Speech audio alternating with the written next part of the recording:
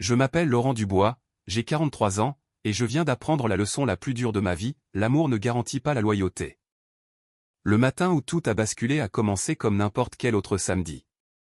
Céline beurrait des tartines sur le comptoir de notre cuisine. Mathis engloutissait son bol de céréales avant son tournoi régional, et je vérifiais son sac de sport. Le gamin avait pris 15 cm l'année dernière. Soudain, mon petit meneur de jeu ressemblait de plus en plus à un ailier fort. La fierté a gonflé ma poitrine en le regardant lasser ses nouvelles chaussures Jordan que nous avions choisies ensemble. « T'as ton protège-dents » ai-je demandé en fermant le sac. Mathis a levé les yeux au ciel. « Oui, papa. C'est la 3e fois que tu me le demandes. » Céline a levé les yeux de sa tartine, une ombre traversant son visage quand elle a entendu ce mot, « papa ». Elle avait un comportement étrange ces derniers temps, mais je m'étais dit que c'était juste le stress de son nouveau poste au cabinet d'assurance. On devrait bientôt y aller, ai-je dit en regardant ma montre. L'entraîneur Martin veut que l'équipe soit là 1 heure en avance pour l'échauffement. C'est à ce moment-là que Céline a posé son couteau et a prononcé les mots qui allaient couper mon monde en deux. En fait, Laurent, je me disais qu'il était peut-être temps que Mathis rencontre son vrai père. La cuisine a été plongée dans un silence de mort. La cuillère de Mathis s'est arrêtée à mi-chemin de sa bouche. J'ai senti quelque chose de froid s'installer dans mon estomac, comme si j'avais avalé de l'eau glacée. Son vrai père, ai-je répété, ma voix restant stable même si tout tremblait à l'intérieur. Céline a hoché la tête, fuyant un peu mon regard. Franck a posé des questions sur lui. Il est clean maintenant. Il a un travail stable. Mathis a le droit de savoir d'où il vient. J'ai regardé Mathis, attendant qu'il dise quelque chose. N'importe quoi. Mais le gamin est resté assis là, a fixé son bol de céréales comme s'il contenait toutes les réponses. Mathis, ai-je dit doucement. Qu'est-ce que tu en penses? Il a haussé les épaules, sans lever les yeux. Je ne sais pas. Ce serait peut-être cool de le rencontrer. Ces mots m'ont frappé plus fort que n'importe quel coup de poing que j'avais jamais reçu. 15 ans d'histoire au coucher, d'aide aux devoirs, à lui apprendre à tirer des lancers francs dans l'allée du garage, et tout se résumait à « ce serait peut-être cool ». Céline m'observait attentivement, comme si elle s'attendait à ce que j'explose. Mais j'avais appris le contrôle dans l'armée de terre. Quand le monde s'effondre autour de vous, vous ne paniquez pas. Vous évaluez la situation et réagissez en conséquence. D'accord, ai-je dit en posant le sac de sport. Si c'est ce que vous voulez tous les deux. Céline a cligné des yeux, s'attendant clairement à plus de résistance. D'accord. Ouais. D'accord. J'ai attrapé mes clés sur le comptoir. Mathis, tu veux toujours aller au tournoi? Ouais, a-t-il dit rapidement, levant enfin les yeux. Ouais, bien sûr. J'ai hoché la tête et me suis dirigé vers la porte. Derrière moi, j'ai entendu Céline dire quelque chose, mais les mots se sont perdus dans le bourdonnement de mes oreilles. 15 ans, et il a fallu 30 secondes pour tout défaire. Le tournoi s'est déroulé comme sur des roulettes. Mathis a joué avec ses tripes, a marqué 23 points et a mené son équipe à la victoire. J'ai applaudi depuis les gradins, comme toujours. J'ai tapé dans les mains des autres parents, j'ai dit à l'entraîneur Martin à quel point c'était un beau match. Personne ne savait que mon monde venait d'imploser au petit déjeuner. Sur le chemin du retour, Mathis n'arrêtait pas de me jeter des coups d'œil dans le rétroviseur. « Ça va, papa » a-t-il demandé. Le mot lui venait toujours naturellement. Ça faisait encore plus mal. « Je vais bien, fiston » ai-je répondu. Je réfléchis, c'est tout. Mais je n'allais pas bien. Je faisais des calculs dans ma tête. 15 ans multipliés par 365 jours. 5475 jours à être son père, à me lever à 5 heures du matin pour les entraînements matinaux, à passer mes week-ends dans des gymnases au lieu d'aller pêcher avec mes potes, à faire passer ses besoins en premier, toujours. Quand nous sommes rentrés à la maison, Céline était dans le salon avec son ordinateur portable, parcourant quelque chose qui illuminait son visage. Elle l'a fermé rapidement quand nous sommes entrés. « Comment s'est passé le match » a-t-elle demandé. « On a gagné » a dit Mathis, se dirigeant tout droit vers sa chambre. « Je vais prendre ma douche. » Une fois qu'il fut à l'étage, Céline s'est tournée vers moi avec cette même expression prudente. « J'ai contacté Franck » a-t-elle dit. Il a hâte de rencontrer Mathis. Peut-être ce week-end. J'ai hoché la tête, marchant vers la cuisine pour attraper une bière.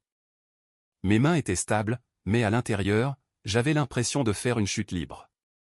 C'est rapide, ai-je dit. Mathis est curieux depuis un moment maintenant, a répondu Céline en me suivant. Je crois que j'ai repoussé ça plus longtemps que je n'aurais dû. J'ai décapsulé ma bière et pris une longue gorgée. 15 ans de plus. Céline a rougi. Ce n'est pas juste, Laurent. Ah non? Je me suis tourné vers elle. J'ai été là chaque jour. Chaque entraînement, chaque match, chaque réunion de parents d'élèves, chaque fièvre au beau milieu de la nuit. Mais maintenant, il est curieux de connaître un homme qui est parti avant même qu'il ne sache marcher. Franck était jeune. Il n'était pas prêt pour un enfant. Et moi, je l'étais. J'ai ri, mais il n'y avait aucune joie là-dedans. J'avais 28 ans, Céline. Je n'avais aucune idée de comment élever un enfant, mais j'ai appris. J'ai répondu présent. Je suis resté. Les yeux de Céline s'embuaient, mais je n'avais pas fini. Tu veux savoir ce qui me dérange vraiment, ai-je continué. Ce n'est pas que Mathis veuille rencontrer son père biologique. C'est que vous ayez tous les deux pris cette décision sans moi. Comme si j'étais juste un type qui traînait dans le coin depuis 15 ans au lieu de l'homme qui l'a élevé. Tu seras toujours son papa, a dit Céline doucement. J'ai fini ma bière d'un trait et j'ai posé la bouteille plus fort que nécessaire. Vraiment, ai-je demandé. Parce que ce n'est pas du tout l'impression que j'ai en ce moment. Cette nuit-là, je me suis assis dans mon atelier, dans le garage, passant mes mains sur le panneau de basket en bois que je sculptais pour le 18e anniversaire de Mathis. C'était censé être une surprise, une réplique faite main du panier où il avait marqué ses premiers points en club. Maintenant, cela ressemblait juste à un monument dédié à ma propre stupidité. J'avais prévu de lui donner l'année prochaine, quand il finirait le lycée. Mais assis là, dans la pénombre, entouré des outils que j'avais utilisés pour construire la moitié des choses de notre maison, j'ai réalisé quelque chose. Il n'avait déjà plus besoin de moi. La sculpture pouvait attendre, peut-être pour toujours. Je n'ai pas dormi cette nuit-là. Au lieu de cela, je me suis assis sur la terrasse avec une tasse de café noir, fixant le panier de basket que j'avais installé quand Mathis avait 8 ans. Le projecteur projetait de longues ombres sur l'allée où j'avais passé un nombre incalculable d'heures à lui apprendre le jeu de jambes, le maniement du ballon, les fondamentaux qui faisaient de lui le joueur qu'il était aujourd'hui. Au lever du soleil, j'avais pris ma décision. Céline m'a trouvé là à 6 heures du matin, portant toujours les mêmes vêtements que la veille. Laurent, a-t-elle dit doucement. Tu es resté dehors toute la nuit. Je me suis levé, les articulations raides d'avoir été assis dans le froid. Je pars. Le visage de Céline a blêmi. Comment ça, tu pars? Je veux dire que je fais mes affaires et que je vous laisse la voie libre. Toi et Mathis voulez explorer ses racines. Très bien, mais vous n'avez pas besoin de moi ici pour compliquer les choses. Ce n'est pas ce que nous voulons, a dit Céline, resserrant sa robe de chambre autour d'elle. Je l'ai regardée. Vraiment regardée. Quand avait-elle cessé d'être la femme dont je suis tombé amoureux? Quand sommes-nous devenus des étrangers partageant un crédit immobilier? Vraiment, ai-je demandé. Parce que de là où je suis, on dirait que tu as déjà fait ton choix. Vous deux. Céline s'est alors mise à pleurer. Mais j'avais dépassé le stade où ces larmes pouvaient me faire changer d'avis. Où vas-tu aller, a-t-elle demandé. Dans les Alpes. J'ai hérité du vieux chalet de mon grand-père. Il y a des travaux à faire, mais ça me va. J'ai bien besoin d'une distraction. Le réveil de Mathis a sonné à l'étage. Cette sonnerie agaçante qu'il utilisait depuis le collège. Bientôt, il descendrait pour le petit déjeuner. La même routine que d'habitude. Sauf que plus rien ne serait jamais pareil. Ne lui dis rien avant son retour du lycée, ai-je dit. Le gamin a déjà assez de choses en tête avec cette histoire. Laurent, je t'en prie. On peut arranger ça. J'ai secoué la tête. Non, on ne peut pas. Tu as fait un choix, Céline. Maintenant, je fais le mien. À midi, j'avais fait 2 sacs de voyage et chargé mon 4x4. J'ai laissé ma clé sur le comptoir de la cuisine à côté d'un mot. Je prends du temps pour réfléchir. Mathis, sois sage avec ta mère. continue à travailler ton tir en suspension. Je n'ai pas dit au revoir. Les au revoir sont pour ceux qui ont l'intention de revenir. Le trajet de la Bretagne jusqu'aux Alpes a duré 11 heures. 11 heures d'autoroute, de vieille musique et de ce genre de silence qui vous oblige à affronter qui vous êtes vraiment quand tout le reste vous est arraché. Le chalet de mon grand-père se dressait sur plusieurs hectares où il n'y avait rien d'autre que des sapins et des possibilités. Le toit fuyait, le groupe électrogène était mort, et tout l'endroit sentait des décennies d'abandon. Mais c'était à moi. Personne ne pouvait me l'enlever, et personne ne pouvait me dire que je n'étais pas assez bien pour cet endroit. Cette première nuit, je me suis assis près d'un feu que j'avais allumé de mes propres mains et j'ai ressenti quelque chose que je n'avais pas ressenti depuis des mois. La paix. Franck a débarqué 3 jours après mon départ. Mathis m'a envoyé un SMS à ce sujet. Juste un simple « il est là », sans aucun autre détail. J'ai fixé ce message pendant 10 minutes avant de ranger mon téléphone dans un tiroir et de retourner travailler sur les fondations du chalet. Mais Céline m'a appelé ce soir-là, en sanglots. « Laurent, je t'en prie, rentre à la maison », a-t-elle supplié. C'était une erreur. Une énorme erreur. Je remplaçais des lames de plancher pourries, mes mains couvertes de sueur et d'échardes. Le téléphone était sur haut-parleur, posé sur une pile de bois. Que s'est-il passé ? Ai-je demandé sans m'arrêter de travailler. Il n'est pas ce que Mathis attendait. Il est différent, plus rustre. Il n'arrête pas de poser des questions sur l'argent, sur la maison, sur ce que je fais comme travail. J'ai posé mon marteau. Et Mathis ? Mathis lui a à peine adressé la parole. Il est resté assis là, l'air mal à l'aise pendant tout ce temps. Quand Franck est parti, Mathis est allé directement dans sa chambre et n'en est pas ressorti. Je pouvais l'imaginer parfaitement. Mon garçon réalisant que la biologie ne fait pas d'un homme un père. Peut-être que c'est quelque chose que vous devez régler tous les deux, ai-je répondu. Il a demandé après toi, a chuchoté Céline. Quand Franck s'est montré déplacé, Mathis a regardé autour de lui comme s'il s'attendait à ce que tu interviennes, comme tu le fais toujours. Ça m'a frappé plus fort que je ne voulais l'admettre. Pendant 15 ans, j'avais été le bouclier de Mathis entre le monde et toute sa laideur. Son protecteur, sa présence rassurante. Je ne peux pas réparer ça pour toi, Céline, ai-je fini par dire. Tu as fait ton choix. Je sais. Je sais que je l'ai fait, mais j'avais tort. Par la fenêtre du chalet, je pouvais voir des étoiles plus brillantes que toutes celles que j'avais jamais vues en ville. Pas de pollution lumineuse, pas de bruit, juste un silence pur et de l'espace pour penser. Avoir tort n'efface pas les dégâts, ai-je dit. Mathis a besoin de toi. Mathis a choisi Franck. Il était curieux. C'est tout. Il a 15 ans, Laurent. Les jeunes de cet âge ne prennent pas toujours de bonnes décisions. J'ai repris mon marteau, j'ai testé son poids dans ma main. De bons outils, un travail honnête, des problèmes simples avec des solutions claires. Les adultes non plus, apparemment, ai-je dit, avant de raccrocher. Cette nuit-là, j'ai trouvé 3 autres messages vocaux de Mathis. Je ne les ai pas écoutés. Peu importe ce qu'il avait à dire, quelles que soient les excuses ou les explications qu'il offrait, ça ne changerait pas la vérité fondamentale. Quand il a fallu choisir, il avait préféré le sang au lien du cœur. Et j'avais choisi la fierté plutôt que le pardon. Peut-être que cela faisait de moi un lâche. Mais assis là, dans le chalet de mon grand-père, entouré d'un travail qui avait vraiment un sens, j'ai découvert que je pouvais vivre avec ça. Après 2 semaines de mon exil dans les Alpes, j'avais établi une routine. Debout à l'aube, café au coin du feu, puis travail jusqu'à ce que mes mains saignent. Le chalet prenait forme pièce par pièce. Un nouveau toit, une plomberie fonctionnelle, un générateur qui marchait vraiment. Chaque réparation me donnait l'impression de me réapproprier une partie de moi-même. Je remplaçais les marches de l'entrée quand mon téléphone a vibré. Le nom de Mathis s'est affiché sur l'écran. Je l'ai laissé sonner. Puis il a vibré encore et encore. Finalement, j'ai décroché. « Qu'est-ce qu'il y a, fiston ? » ?»« Papa. » Sa voix tremblait. Il paraissait plus jeune que ses 15 ans. « Il faut que je te dise quelque chose. » Je me suis assis sur les marches à moitié terminées, le marteau toujours à la main. « Je t'écoute. » Franck est de retour. Il est venu à la maison hier soir pour demander de l'argent à maman. Il a dit qu'il en avait besoin pour un avocat parce qu'il est poursuivi par son propriétaire ou un truc comme ça. J'ai senti ma mâchoire se crisper.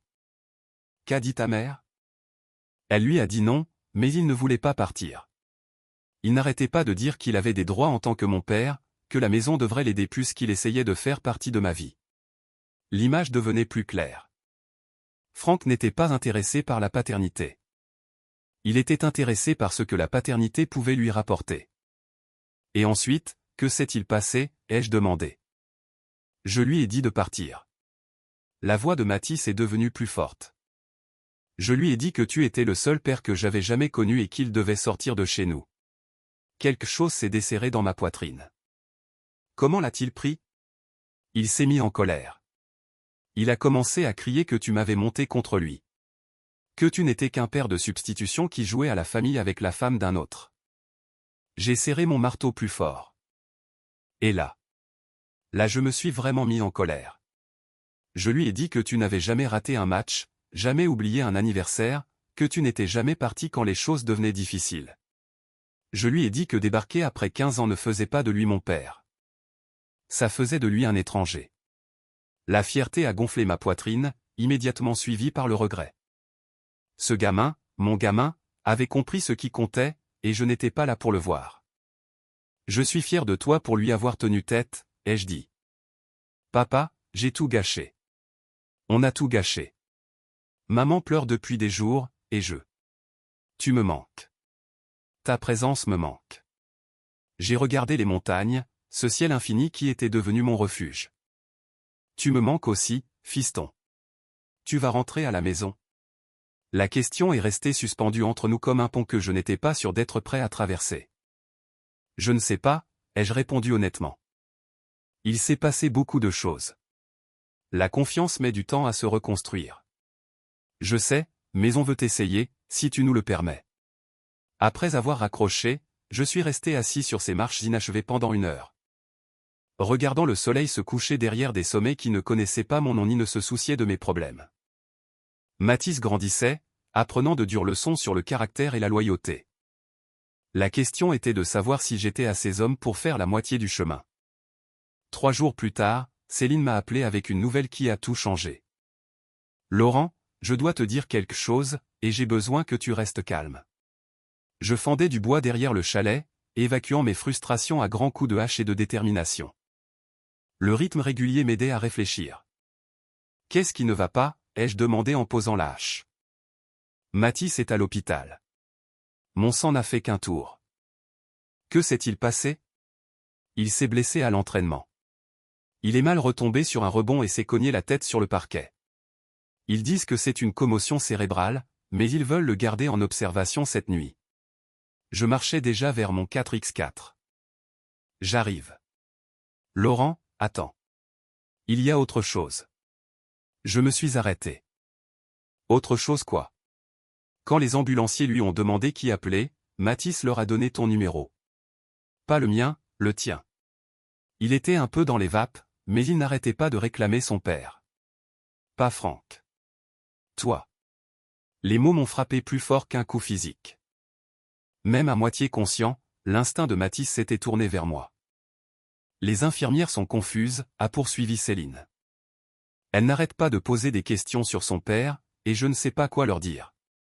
Dis-leur que je suis en route. Le trajet des Alpes jusqu'à la Bretagne prenait généralement 11 heures. Je l'ai fait en 8, ne m'arrêtant que pour l'essence et le café.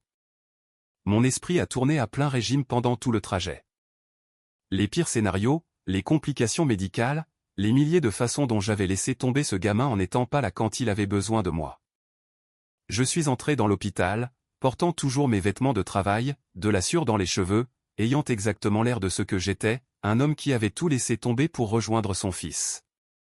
L'infirmière à l'accueil a levé les yeux. Je peux vous aider? Je suis là pour Mathis Dubois. Je suis son père. Elle a vérifié sur son ordinateur. Chambre 312. Il vous a réclamé. J'ai trouvé Céline dans le couloir devant la chambre de Mathis. Elle semblait plus petite et plus fragile que je ne l'avais jamais vue. Comment va-t-il, ai-je demandé. Mieux. Les médecins disent qu'il s'en remettra, mais... Elle a levé vers moi des yeux rougis. Il refuse de me parler, Laurent. Il est réveillé depuis 2 heures et il ne m'a pas dit un mot. Mais à la seconde où il a entendu ta voix dans le couloir, son visage s'est illuminé. À travers la vitre de la porte, je pouvais voir Mathis allongé sur le lit d'hôpital, l'air jeune et vulnérable sous les néons agressifs. Quand nos regards se sont croisés, il a souri pour la première fois depuis mon arrivée. « Papa » a-t-il articulé silencieusement à travers la vitre. J'ai regardé Céline, cette femme qui avait été ma partenaire pendant tant d'années, qui avait brisé quelque chose entre nous qui ne guérirait peut-être jamais complètement. On réglera ça plus tard, ai-je dit. Mais pour l'instant, je vais voir mon fils. Parce que c'est ce que font les pères. Ils sont là. Ils restent. Ils font passer leurs enfants en premier, même quand leur fierté leur dit de partir. Et Mathis était toujours mon enfant, peu importe ce que quiconque pouvait en dire. Mathis est sorti de l'hôpital le lendemain matin. Mais je suis resté en ville pendant 3 jours de plus. Nous avons parlé, vraiment parlé pour la première fois depuis le début de tout ce gâchis. J'ai appris que Franck lui mettait la pression depuis des semaines, débarquant au lycée, l'appelant pendant les cours, faisant des promesses de voyage et de cadeaux qu'il ne tenait jamais. Il n'arrêtait pas de dire qu'on était du même sang, m'a raconté Mathis alors que nous étions assis dans sa chambre d'hôpital, comme si ça signifiait quelque chose de spécial. Mais quand il était là, il ne parlait que de lui, de ses problèmes, de ses soucis d'argent, de ses projets pour se refaire. Et qu'est-ce que tu as pensé de tout ça? Mathis est resté silencieux un moment, tripotant la couverture de l'hôpital. J'ai pensé à toutes les fois où tu m'as aidé à faire mes devoirs même si tu venais de faire une garde de 12 heures. À la façon dont tu n'as jamais raté un match, même quand tu étais malade. Au fait que tu m'as appris à changer un pneu sous la pluie parce que tu disais qu'un homme devait savoir se débrouiller seul. Ces mots m'ont frappé comme un coup physique. Tous ces petits moments qui n'étaient pour moi que le simple fait d'être père. Ils avaient construit quelque chose de bien plus grand dans l'esprit de ce gamin. J'ai réalisé quelque chose dans cette ambulance, a continué Mathis. Quand j'avais peur et que j'avais mal, je ne voulais pas de Franck. Je te voulais toi, parce que tu es celui qui a toujours été là quand j'avais besoin de lui. J'ai dû m'éclaircir la gorge avant de pouvoir parler. Ça représente tout pour moi, fiston. Tu vas rentrer à la maison? La question que je redoutais. J'ai regardé ce garçon que j'avais élevé, j'ai vu l'espoir dans ses yeux et j'ai ressenti le poids de 15 ans d'amour et de loyauté. Je ne sais pas si ta mère et moi pouvons réparer ce qui est cassé entre nous, ai-je dit honnêtement. Peut-être que tu n'y es pas obligé, a répondu Mathis. Peut-être que tu as juste besoin de réparer ce qui est cassé avec moi. Ce soir-là, Céline et moi étions assis à la cafétéria de l'hôpital devant un café infâme et des sandwichs de la veille. Elle avait l'air épuisée, plus vieille que ses 40 ans. Merci d'être venue, a-t-elle dit. Je sais à quel point ça a dû être difficile. C'est mon fils, ai-je répondu simplement. Rien ne changera ça. J'avais tort, Laurent. Surtout. Sur Franck, sur ce dont Mathis avait besoin, sur ce que nous avions ensemble. J'ai étudié son visage, cherchant la sincérité derrière le regret. Pourquoi, Céline? Après 15 ans, pourquoi as-tu décidé que je n'étais pas suffisant? Elle est restée silencieuse pendant un long moment, remuant son café avec une cuillère en plastique. Parce que j'avais peur, a-t-elle fini par dire. Peur que Mathis grandisse en se posant des questions sur son père biologique et qu'il me reproche de les avoir séparés. Peur de l'avoir peut-être privé de quelque chose d'important. Alors tu l'as privé de quelque chose que tu savais être important à la place. Les yeux de Céline se sont remplis de larmes. Je sais comment ça sonne, mais je pensais. Je pensais qu'on pourrait avoir les deux. La stabilité que tu nous as donnée et le lien avec son père biologique. Ce n'est pas comme ça que ça marche, ai-je rétorqué. Tu ne peux pas avoir le beurre et l'argent du beurre. Soit je suis son père, soit je ne le suis pas. Tu étais son père. Tu l'as toujours été. J'ai fini mon café, qui n'avait plus qu'un goût d'amertume. Alors pourquoi a-t-il fallu qu'il se blesse pour que tu t'en souviennes? 2 semaines plus tard, je suis retourné dans les Alpes avec une décision qui me pesait sur l'esprit. Mathis m'appelait tous les jours, parfois 2 fois. Céline laissait des messages vocaux auxquels je ne répondais pas. Les travaux du chalet avançaient, mais je n'y avais plus le cœur. La vérité, c'est qu'il me manquait. Le chaos des hormones adolescentes et des plannings de basket me manquait. Le rire de Céline me manquait, même si je n'étais pas sûr de pouvoir lui faire confiance à nouveau. Mais certaines trahisons sont trop profondes pour être guéries par des excuses et du temps. J'étais de retour depuis une semaine quand j'ai trouvé une boîte. Elle était rangée dans le placard de la chambre de mon grand-père, derrière une pile de vieux magazines de chasse et de couvertures mitées. Le carton était taché par l'humidité et fragile, mais le contenu était préservé dans des sacs en plastique. Des lettres. Des dizaines de lettres, toutes adressées à moi. J'ai immédiatement reconnu l'écriture. Mes frères d'armes d'Afghanistan. C'étaient des lettres que je n'avais jamais vues, envoyées à l'adresse de mon grand-père pendant mon déploiement, des années auparavant. Des lettres me remerciant pour des choses dont je me souvenais à peine. Laurent, disait une lettre. Je ne sais pas si tu réalises ce que tu as fait pour moi ce jour-là à Kandahar quand cet engin explosif a sauté et que je suis resté coincé sous le blindé. Tu es resté avec moi pendant 6 heures pendant qu'il me dégageait. Tu as continué à me parler, tu m'as gardé conscient, tu m'as probablement sauvé la vie. Ma fille se marie le mois prochain et je pourrai l'accompagner à l'hôtel grâce à toi. Une autre, tu as appris à mon escouade à garder son calme sous le feu. Cette leçon a sauvé 4 d'entre nous quand on s'est fait embusquer. J'écris ceci depuis le match de foot de mon fils, en pensant à quel point les choses auraient été différentes si tu n'avais pas été là. Lettre après lettre, histoire après histoire. Des hommes avec qui j'avais servi, des hommes que j'avais formés, des hommes dont j'avais touché la vie sans même m'en rendre compte. Des héros qui m'appelaient les héros. Je me suis assis sur le sol du chalet, entouré par ces témoignages adressés à l'homme que j'avais oublié avoir été. Dans l'armée de terre, j'étais quelqu'un qui faisait la différence, quelqu'un sur qui les gens comptaient, quelqu'un d'important. Quand avais-je cessé de croire ça de moi-même? Mon téléphone a sonné. Le nom de Mathis sur l'écran. Papa, il faut que tu vois quelque chose, a-t-il dit sans préambule. Quoi donc? J'ai trouvé de vieilles vidéos que maman a filmées quand j'étais petit. Il y en a une de quand j'avais peut-être 6 ans. Et on est dans le jardin en train de travailler mon tir. Tu t'en souviens? J'ai fermé les yeux, essayant de visualiser la scène. Pas spécifiquement. On a beaucoup travaillé ton tir. Dans la vidéo, je marque un panier et je cours te faire un câlin. Et tu me soulèves, tu me fais tourner. Et je ris tellement fort que je peux à peine respirer. Puis je regarde droit vers la caméra et je dis, c'est mon papa. C'est le meilleur papa du monde entier au point. Ma gorge s'est serrée. Mathis. Je l'ai regardé 20 fois aujourd'hui. Je me souviens de ce que je ressentais, papa. Cette sécurité absolue de savoir que tu étais là, de savoir que tu tenais à moi, de savoir que j'étais important pour toi. J'ai regardé autour du chalet les réparations que j'avais faites, l'isolement que j'avais choisi, la fierté que j'avais entretenue comme une blessure. Tu étais important pour moi, ai-je répondu. Tu le es toujours. Alors rentre à la maison, s'il te plaît. Pas pour maman, pas pour sauver votre mariage.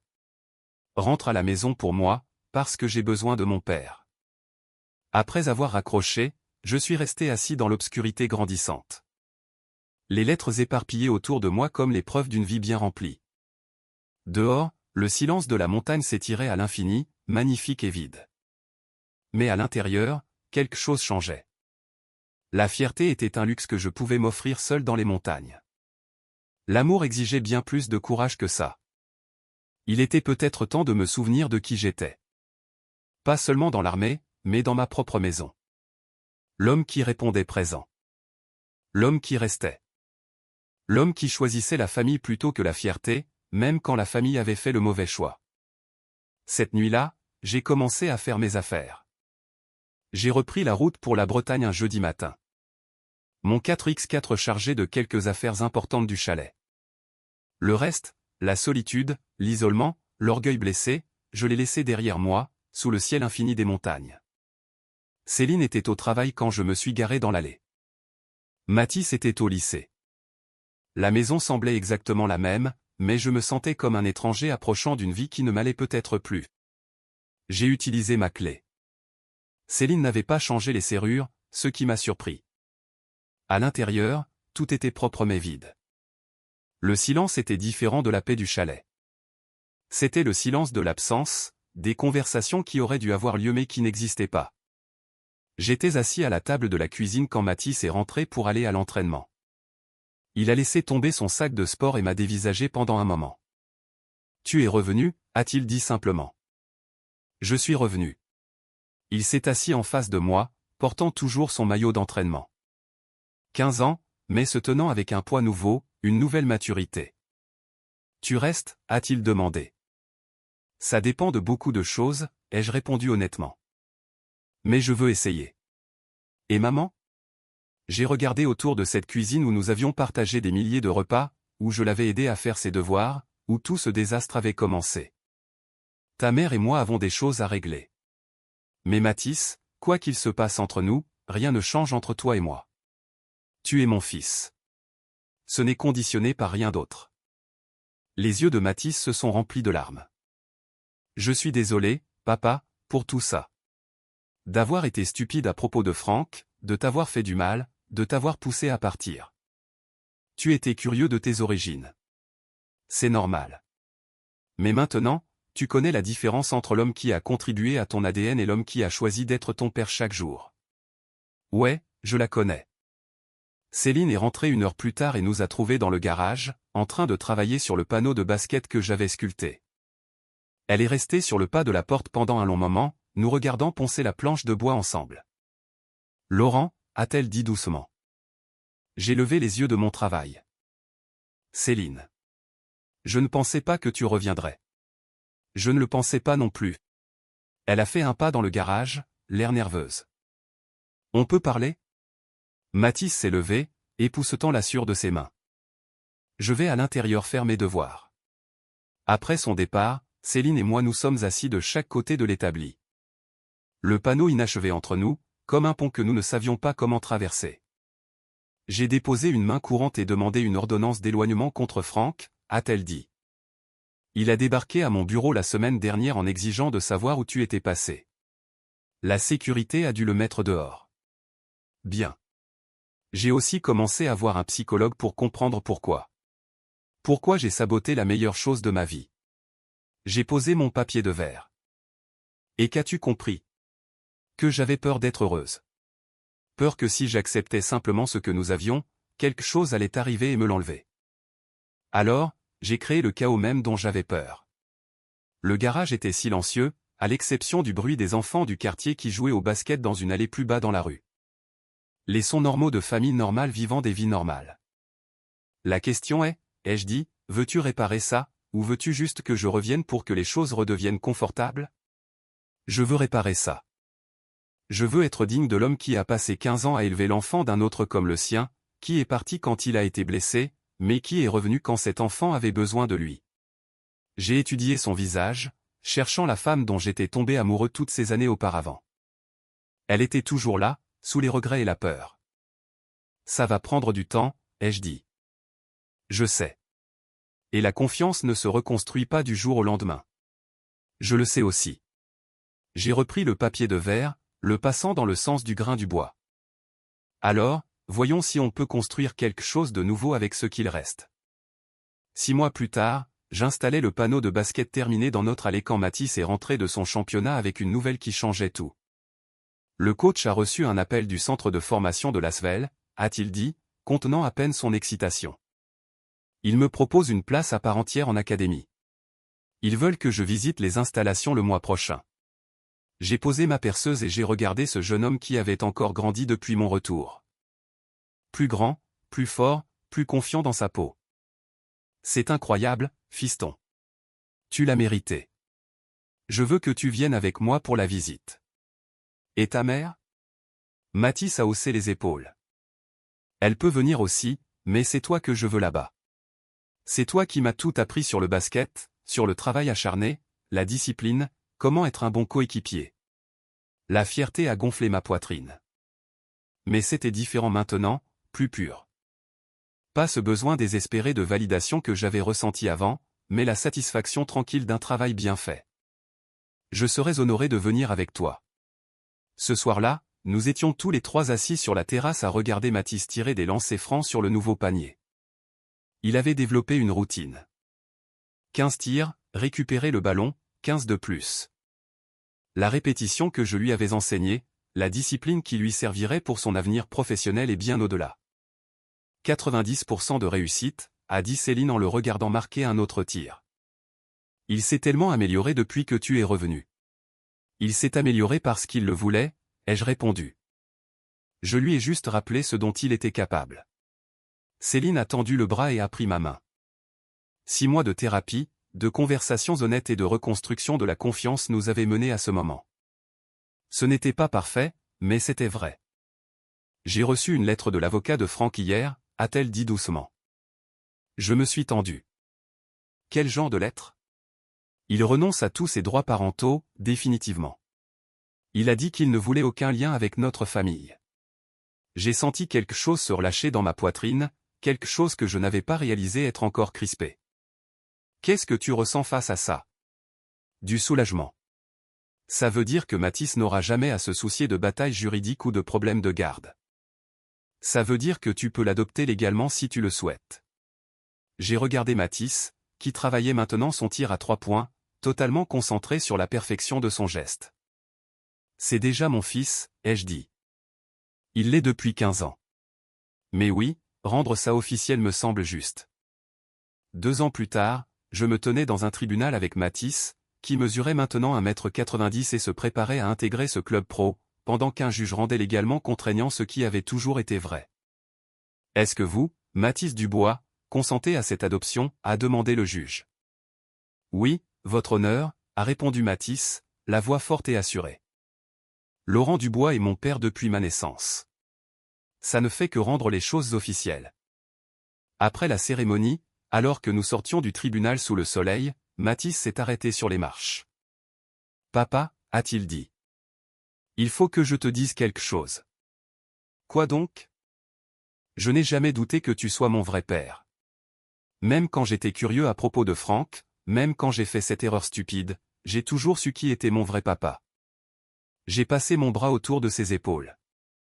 Ce jeune homme que j'avais élevé et qui m'avait fait grandir en retour. Je sais, fiston. Je l'ai toujours su aussi. Parce que c'est ce que font les vrais pères. Ils aiment inconditionnellement, pardonnent quand ça fait mal, et répondent présent chaque jour. Pas parce que c'est facile, mais parce que c'est ce qu'il faut faire.